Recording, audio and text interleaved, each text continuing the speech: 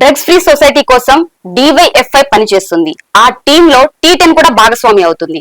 అయితే ఈ నేపథ్యంలో మన స్టూడియోలో మనతో ఉన్నారు డివైఎఫ్ఐ రాష్ట్ర ఉపాధ్యక్షులు జావేద్ గారు. అయితే ఇప్పుడు ప్రజెంట్ ఉన్న సిచ్యువేషన్ లో డ్రగ్స్ గంజాయి గురించి ఒకసారి జావేద్ అన్నని అడిగి తెలుసుకుందాం. అన్న నమస్తే అన్న, బాగున్నారా అన్న?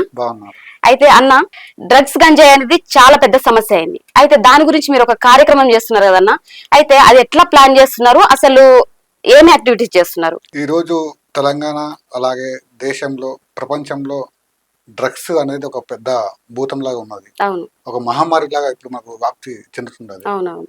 ముఖ్యంగా తెలంగాణ రాష్ట్రంలో మన హైదరాబాద్ లో డ్రగ్స్ తో పాటు గంజాయి.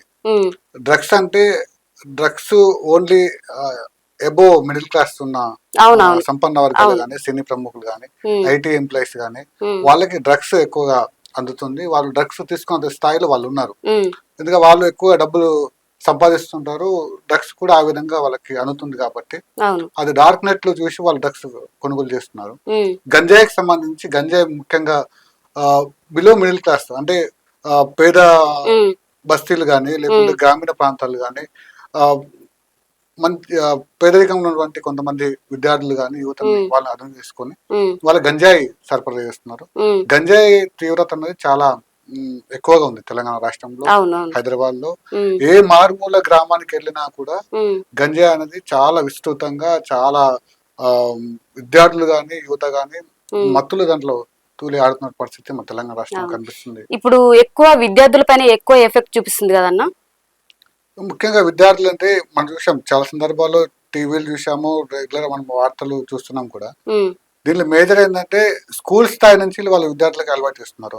మనం చూసారు చాలా సందర్భాల్లో పెద్ద పెద్ద ఇంటర్నేషనల్ స్కూల్స్ లో కూడా వాళ్ళు గంజాయి చాక్లెట్ల రూపంలో తయారు చేసి విద్యార్థులకి అలవాటు చేస్తున్నారు. ఆ అలవాటు చేసినటువంటి విద్యార్థులు దానికి అడక్ట్ అయిపోయి వాళ్ళ పేరెంట్స్ కానీ వాళ్ళ టీచర్స్ కానీ వాళ్ళకి చెప్తే వినకుండా కూడా చాలా మంది వాళ్ళే అడక్ట్ అయిన పరిస్థితి కనిపిస్తుంది. మనం హైదరాబాద్ లో కానీ చాలా ప్రాంతాల్లో మనం చూసాము. ఇది ముఖ్యంగా ఈ స్కూల్ స్థాయి నుంచి ఎక్కువ ఎఫెక్ట్ జరుగుతుంది. దీనిపైన కూడా మనం ప్రతి సంవత్సరం రెగ్యులర్ గా డివైఎఫ్ యొక్క స్లోగనే గంజాయి డ్రగ్స్ నిర్మూలిద్దాం, మంచి ఒక భావి భారత సమాజాన్ని నిర్మించాలని చెప్పేసి ఒక స్లోగన్ తోటి మేము రెగ్యులర్ గా డివైఎఫ్ఐ ఇతర సంఘాలతో కలిసి పనిచేస్తున్నాము. ఈ మధ్య కాలంలో చాలా ప్రాంతాల్లో ఇప్పుడు ఈ సొసైటీని బాగు చేసుకోవాలి, ఈ సమాజాన్ని మంచి దానికి తీసుకెళ్ళాలి, యువతని కాపాడుకోవాలి, విద్యార్థుల్ని కాపాడుకోవాలని చెప్పేసి సమాజం మొత్తాన్ని కూడా కాపాడుకోవాలని చెప్పేసి ఉద్దేశంతో ఈ రోజు గ్రామాన మండలంలో ప్రతి స్కూల్లో, ప్రతి కాలేజీలో, ప్రతి బస్తీలో డివైఎఫ్ఐ ఇతర సంఘాలతో కలుపుకొని మేము పెద్ద ఎత్తున ఒక ఉద్యమం ప్రారంభించాము. దానికి రాష్ట్ర ప్రభుత్వము అలాగే పోలీస్ అధికారులు కూడా సహకరిస్తున్నారు. ఇంకా భవిష్యత్తులో కూడా డ్రగ్స్ లేని సమాజం కోసం డివైఎఫ్ఐ పనిచేస్తుందని చెప్పేసి కోరుకుంటున్నాం. అసలు యాక్టివిటీస్ ఏమైనా చేస్తున్నారన్నా దీనికోసం? చేస్తుంది. యాక్టివిటీస్ సంబంధించి ప్రతి ఊరు మేము ఈ మధ్య కాలంలో నేను కూడా సర్వే చేశాను. ఈ సర్వేకి సంబంధించి కూడా నేను హైదరాబాద్ లో ఉంటున్నాను. హైదరాబాద్ లో దాదాపు ఒక 40 బస్తీల వరకు నేను తిరిగాను. 40 బస్తీలలో కూడా మేజర్ గా 80% యూత్ మొత్తం కూడా గంజాయి తాగుతున్నారు.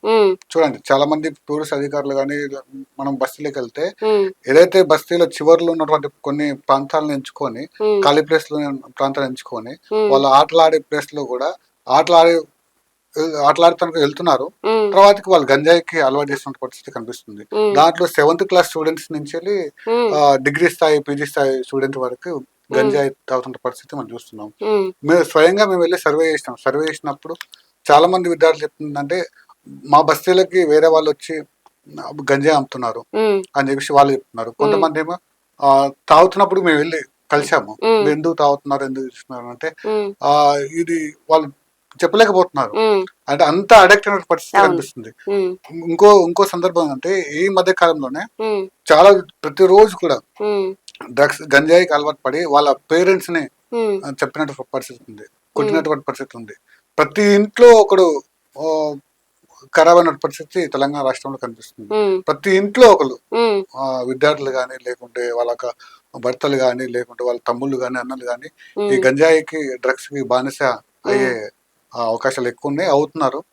దాని అందరం కూడా మనం అందరం కూడా ప్రజలు స్వచ్ఛంద సంస్థలు, విద్యార్థులు, కొంతమంది మీలాంటి మీడియా సంస్థలు కూడా వచ్చి ఇంకా ఎక్కువగా అవేర్నెస్ తీసుకొస్తే దీన్ని మనం కట్టడి చేసుకునే అవకాశం ఎక్కువ ఉందని చెప్పేసి అనుకుంటున్నాం. అన్న, అయితే ఇప్పుడు డ్రగ్స్ గంజాయి ప్రభావం అనేది అసలు ఎవరిపైన చూపిస్తుంది, అసలు ఎట్లా ఉంది పరిస్థితి? ముఖ్యంగా డ్రగ్స్ గంజాయికి సంబంధించి ఎవరన్నా ఒక వ్యక్తి సంతోషంగా ఉన్నప్పుడు లేకుంటే తన ఫ్రెండ్స్ కలిసినప్పుడు కానీ కొన్ని మంచి అంటే వాతావరణంలో ఇప్పుడు చూసాం పబ్బు ఉంది, మెయిన్ పబ్బు క్లబ్బులు ఉన్నాయి. ఈ పబ్బు క్లబ్లకు సంబంధించి చాలా మంది వెళ్తుంటారు, వాళ్ళ ఫ్రెండ్స్ తోటి వెళ్తుంటారు. బర్త్డే పార్టీస్ కానీ లేకుంటే ఫంక్షన్స్ ఉన్నప్పుడు వెళ్తుంటారు. వెళ్ళినప్పుడు వాళ్ళు వేరే వాళ్ళు అంటే వాళ్ళ ఫ్రెండ్స్ కానీ లేకుంటే తెలిసిన కొలీగ్స్ కానీ వాళ్ళతోటి ఒకసారి తీసుకున్నారులే ఏమైతుంది అనుకున్నా వాళ్ళు తీసుకుంటారు. తీసుకున్న తర్వాతకి మళ్ళీ ఇంకో రోజు ఇంకోసారి ఇంకో పార్టీ అవుతుంది. మళ్ళీ తర్వాతకి అది తీసుకుంటే బాగుంటది కదా డ్రగ్స్ గా లేకుంటే వేరే గంజాయి కానీ లేకుంటే వేరే లిక్కర్ లాంటివి తీసుకుంటే బాగుంటుంది అని చెప్పేసి వాళ్ళు ఇస్తారు. అట్లా ఒకరోజు ఒక ఆనందం కోసం తీసుకున్న డ్రగ్ కానీ గంజాయి కానీ అది లైఫ్ ని ఖరాబ్ చేసే స్థాయికి తీసుకెళ్తుంది. ఒకసారి తీసుకుంటే మళ్ళీ మళ్ళీ తీసుకోవాలని ఒక అడిక్ట్ అయ్యే ఎక్కువగా డ్రగ్స్ గంజాయికి ఎక్కువ ఉంటుంది.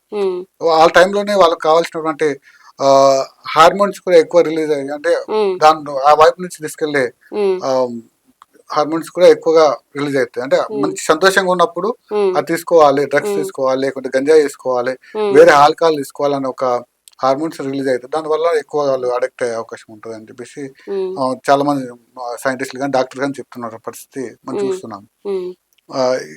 ఇది మెయిన్ గా అంటే కాలేజ్ స్థాయిలో స్కూల్ స్థాయిలో కూడా చాక్లెట్ల రూపంలో అలవాటు చేసి తర్వాతకి దాన్ని డ్రగ్స్ గంజాయి డైరెక్ట్ ప్యాకెట్ల రూపంలో కానీ లేకుంటే వాళ్ళొక గ్రామంలో మనం చూస్తుంటాము. న్యాబ్ పోలీస్ వాళ్ళు రోజు కట్టడి చేస్తున్నారు. ఎక్కువగా ఐటీ సాఫ్ట్వేర్స్ కానీ సినీ ఇండస్ట్రీకి సంబంధించిన వాళ్ళు కూడా వాళ్ళు ప్రెస్టేజ్ ఇష్యూ కోసం అని చెప్పేసి వాళ్ళు చూస్తుంటారు. ఇప్పుడు మనం చూస్తున్నాం రేవ్ పార్టీలు అని చెప్పేసి రెగ్యులర్ గా కనిపిస్తుంది. రేవ్ పార్టీలు అనేది ఎక్కువగా డ్రగ్స్ వల్లనే డ్రగ్స్ ఎక్కువ తీసుకుంటున్నారు అని చెప్పేసి ఆ రేవ్ పార్టీలలో ఎక్కువ డ్రగ్స్ అమ్ముడుపోతున్నారు, కొనుగోలు చేస్తున్నారు అని చెప్పేసి కూడా చెప్తున్నారు. ఇది సంపన్న వర్గాల పిల్లలు, సినీ ఇండస్ట్రీలో ఉన్నటువంటి కొంతమంది సినీ యాక్టర్స్ కానీ లేకుంటే హీరోయిన్స్ కానీ వీళ్ళందరూ కూడా దీంట్లో ఉన్నారు. ఇది డ్రగ్స్ సంబంధించి మెయిన్ వాళ్ళ అడక్ట్ సంబంధించి. డ్రగ్స్ గంజాయికి సంబంధించి విద్యార్థులు ఇంతలా అంటే మొత్తం చిన్న పిల్లలు, స్కూల్కి వెళ్ళే పిల్లలు అంటే 7th నుంచి అని ఇందాక మీరు అన్నారు కదా, 7th నుంచి స్టార్ట్ అవుతుంది అని అంటే మరి వాళ్ళ పేరెంట్స్ ఏం చేస్తున్నారు? అసలు వాళ్ళ పేరెంట్స్ కి తెలిసి చేస్తున్నారా, తెలియక చేస్తున్నారా? అసలు వాళ్ళ పేరెంట్స్ అసలు ఏం చెప్తున్నారు పిల్లలకి? అయితే ఇప్పుడు మనం ఈ మధ్య కాలంలో అంటే 2010 తర్వాతకి ఎప్పుడైతే సెల్ ఫోన్స్ ఎక్కువగా అందుబాటులోకి వచ్చిందో ఆ తర్వాతకి ఎక్కువగా వీడియోలు చూడడం లేకుంటే దానికి సెల్ ఫోన్ ఎక్కువగా అడిక్ట్ అయినట్టు చూస్తున్నాం. స్టూడెంట్స్ కానీ లేకుంటే యూత్ కానీ 2019 కరోనా తర్వాతకి ప్రతి విద్యార్థి అంటే ఎల్కేజీ నుంచి వెళ్ళి పీజీ స్టూడెంట్స్ వరకు సెల్ ఫోన్ లేనిది పాఠాలు చెప్పలేదు. ఆన్లైన్ క్లాసులు జరిగినాయి. ఈ ఆన్లైన్ క్లాసులు జరిగినప్పుడు ఎక్కువగా సెల్ ఫోన్ ఎక్కువ ప్రభావం అనేది పడ్డది. తర్వాతకి పేరెంట్స్ సంబంధించి ఒక ఇంట్లో ఇప్పుడు ఉమ్మడి కుటుంబాలు అనేది చాలా తగ్గిపోయినాయి. ఇప్పుడు హైదరాబాద్ లో కానీ లేకుంటే ఎక్కడ చూసినా ఒకప్పుడు మనం చిన్నగా ఉన్నప్పుడు మన అమ్మ నాన్న తాత లేక అమ్మమ్మ నాయనమ్మ ఒక ఉమ్మడి కుటుంబం ఉండేది. ఇప్పుడు ఈ కాలంలో ఉమ్మడి కుటుంబాలు అనేది లేవు, చాలా వరకు లేవు. ఒకటే ఇంట్లో తండ్రి తల్లి బాబు పాపం నలుగురు ఉంటారు. వాళ్ళకి కావాల్సినటువంటి నలుగురికి 4 రూమ్లు ఉంటాయి.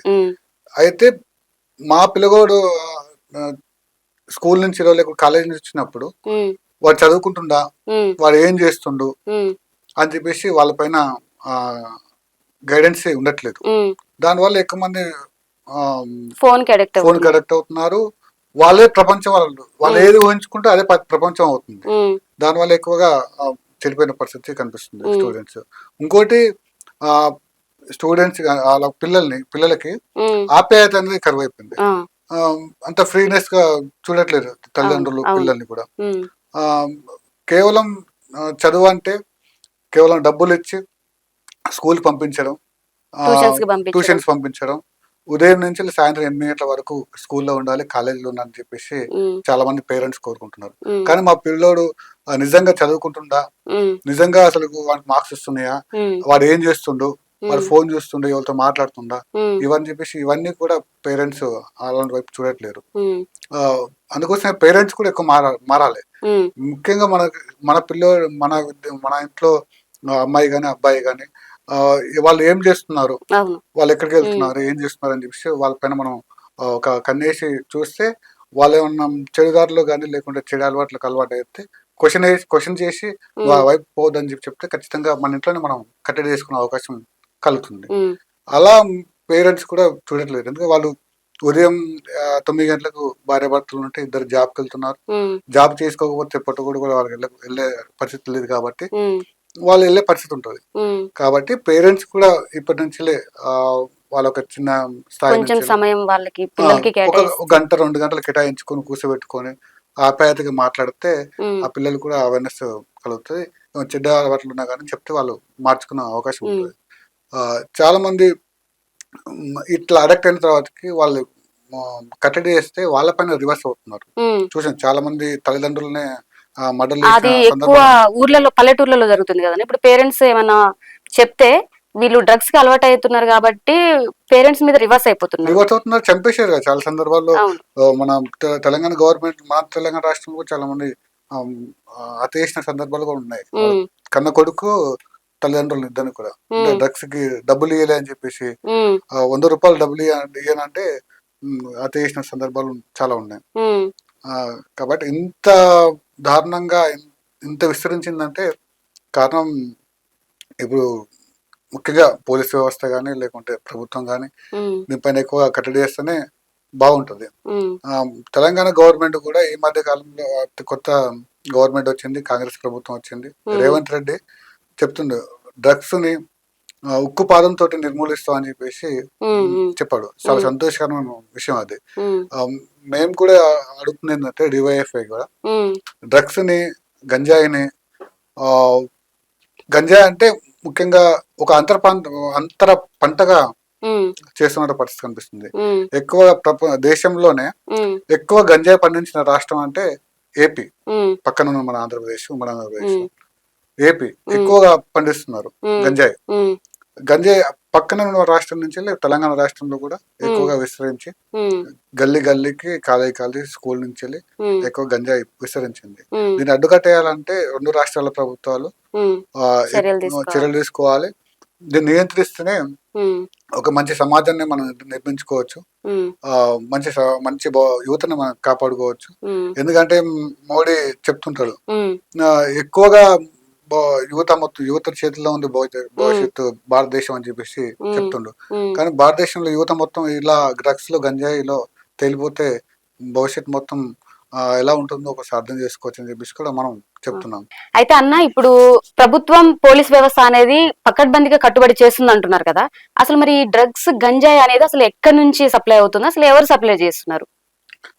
ఆ, కేవలం అంటే ప్రభుత్వాలకు సంబంధించి భారతదేశంలో ప్రభుత్వం అంటే కేంద్రంలో మోడీ ప్రభుత్వం కానీ, తెలంగాణ రాష్ట్రంలో గత కేసీఆర్ ప్రభుత్వం కానీ, ఉమ్, జగన్ ప్రభుత్వం కానీ, ఇప్పుడు కాంగ్రెస్ ప్రభుత్వం కానీ, కేవలం కొన్ని సందర్భాలు కొన్ని ఘటనలు జరిగినప్పుడే డ్రగ్స్ పైన ఎక్కువగా ఫోకస్ చేస్తున్నారు. ఉమ్, మనం చూసాము ఈ మధ్య అప్పుడు సినీ ఇండస్ట్రీలో దాదాపు ఒక 15 మంది సినీ యాక్టర్లు ఉమ్, డ్రగ్స్ ఇష్యూ పైన దొరికారని చెప్పేసి అవును. వాళ్ళు ఇంటరాగేషన్ చేస్తున్నారు, దానికి చర్యలు తీసుకుంటారని చెప్పారు. ఉమ్, తర్వాతకి అది నిర్గారిపోయింది. ఉమ్, ఆ తర్వాతకి మళ్ళీ వేరే వాళ్ళు దొరికారు. ఉమ్, ఇవన్నీ కూడా చేస్తున్నారు తప్ప ఉమ్, ముఖ్యంగా దీన్ని ఆ, కట్టడికి సంబంధించి ఉమ్, ప్రభుత్వాలు ఎక్కడ తీసుకుంటలేవు. ఉమ్. ముఖ్యంగా ఎందుకు తీసుకుంటలేవు అంటే దీని వెనకాల పెద్ద రాజకీయ రాజకీయాలు వ్యాపారం ఉంటుంది. నడుస్తాయి. రాజకీయాలు ఉంటాయి, రాజకీయ వ్యాపారం ఉంటుంది. ఉమ్, రాజకీయవేత్తలే దీన్ని సప్లై చేసే అవకాశం ఉంటుంది. ఉమ్, మనం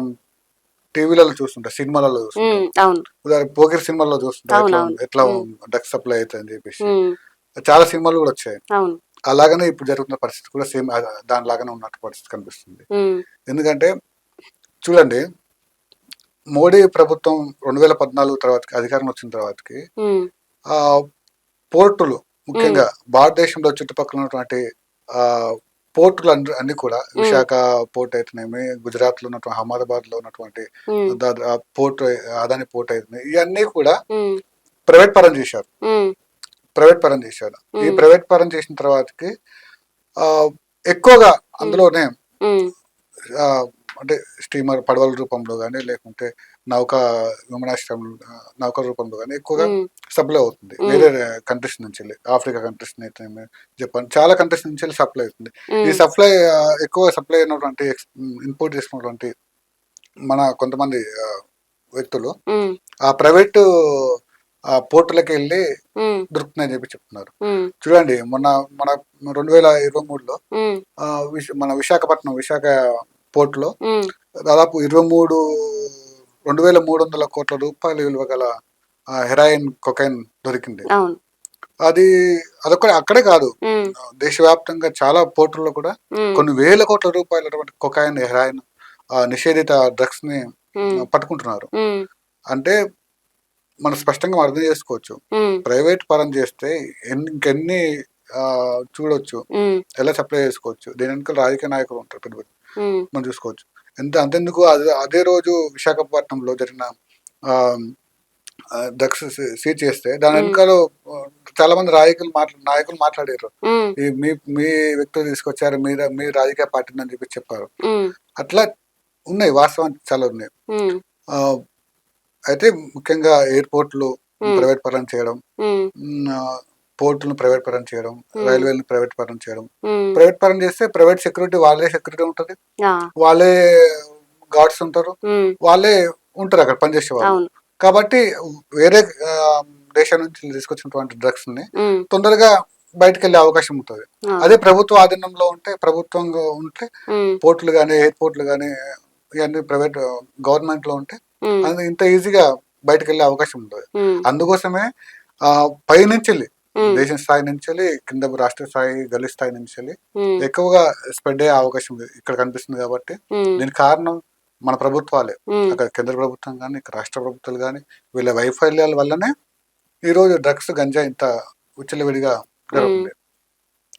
అందులో ఒకటి మనం చూస్తే నగర శివారులో చాలా ఫార్మా కంపెనీలలో డ్రగ్స్ తయారు చేస్తున్నారని చెప్పేసి ప్రభుత్వాలు, మన పోలీస్ అధికారులు చెప్తున్నారు. కానీ వాళ్ళపైన ఇక్కడ కూడా చర్యలు తీసుకోలేదు, నిషేధించలేదు, సీజ్ చేయలేదు.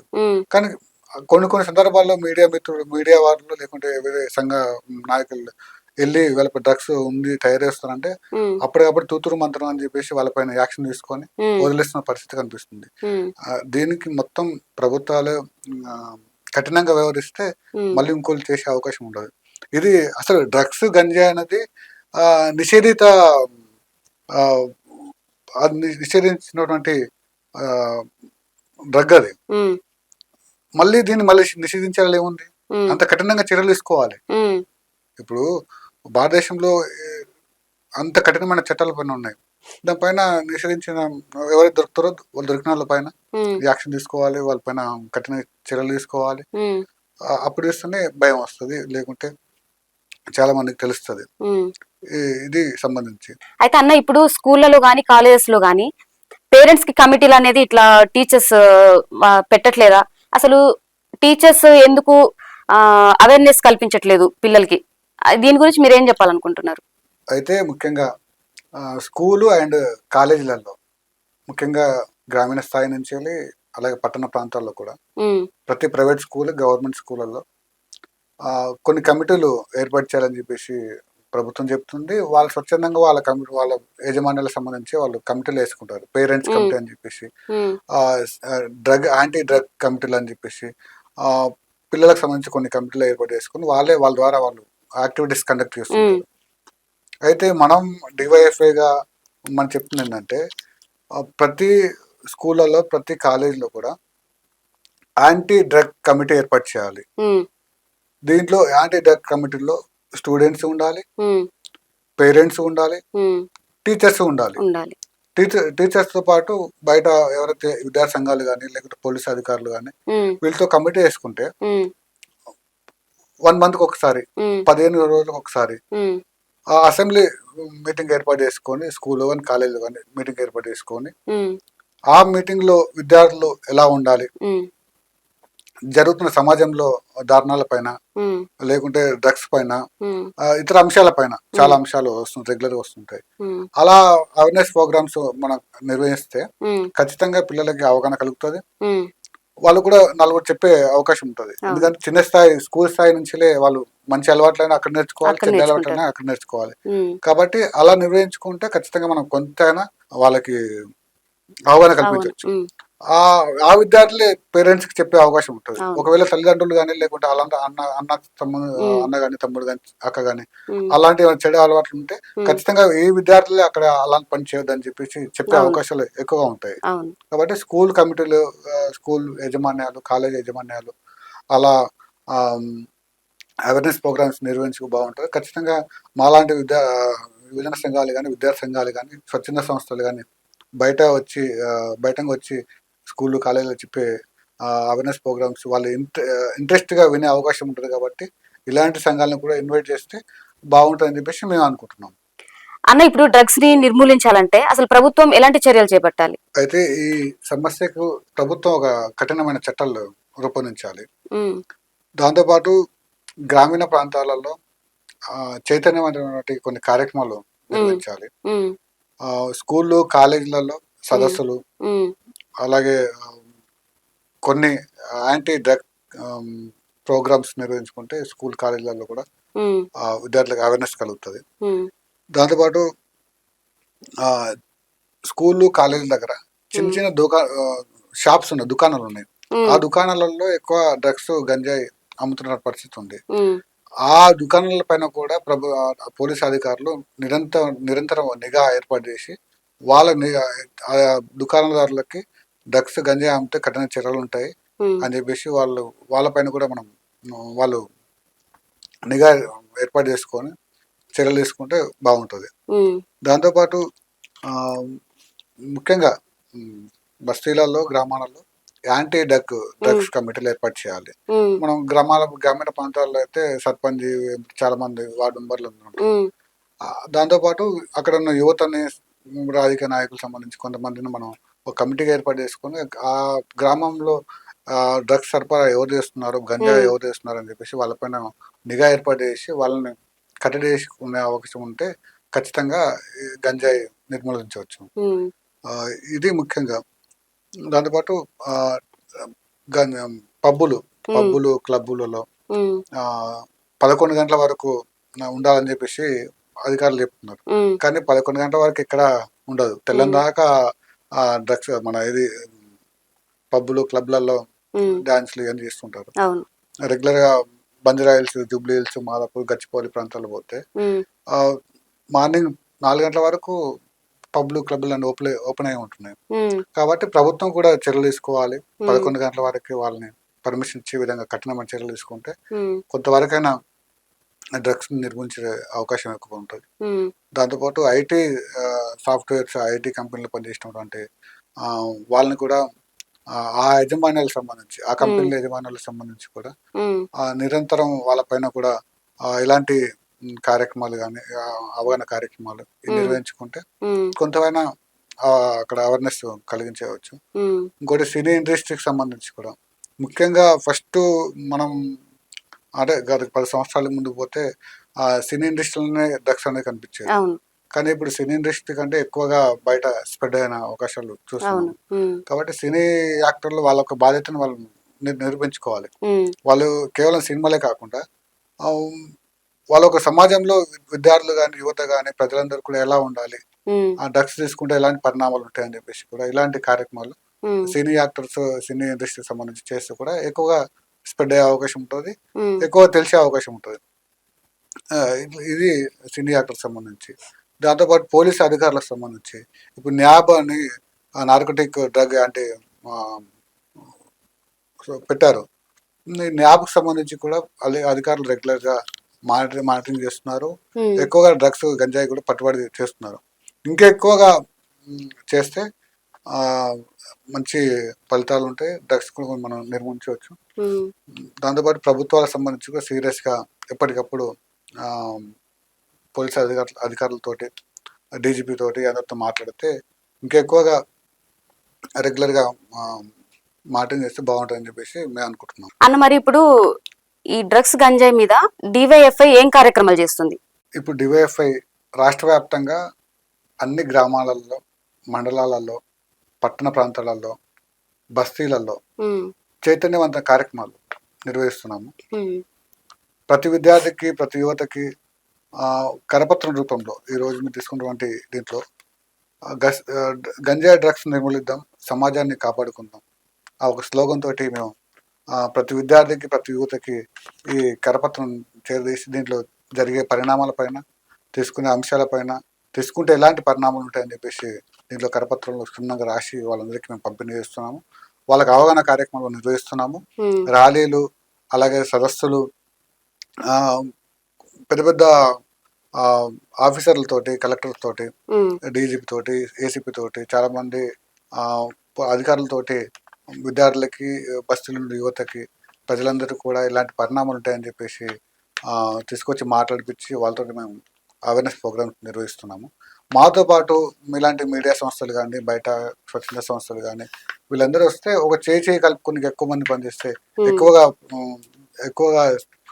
మంచి అవకాశాలు ఉంటాయి. కాబట్టి ఒక మంచి భారత యువతని, మంచి భారత సమాజాన్ని నిర్మించుకోవాలంటే డ్రగ్స్ని, గంజాయిని నిర్మూలించాలి. కాబట్టి ఇలాంటి కార్యక్రమాలకి డివైఎఫ్ఐ ముందుంటుంది. భవిష్యత్తులో డివైఎఫ్ఐగా ఇతర సంఘాలతోటి కలుపుకొని పెద్ద ఎత్తున మేము దాదాపు ఒక 10,000 మంది విద్యార్థులతోటి, యువతతోటి ఇందిరాబాద్ దగ్గర ఒక ప్రోగ్రామ్ కూడా కండక్ట్ చేయాలని చెప్పేసి అనుకుంటున్నాము. ఇలాంటి కార్యక్రమాలకు ప్రభుత్వం మాకు సపోర్ట్ చేస్తారని చెప్పేసి మేము అనుకుంటున్నాము.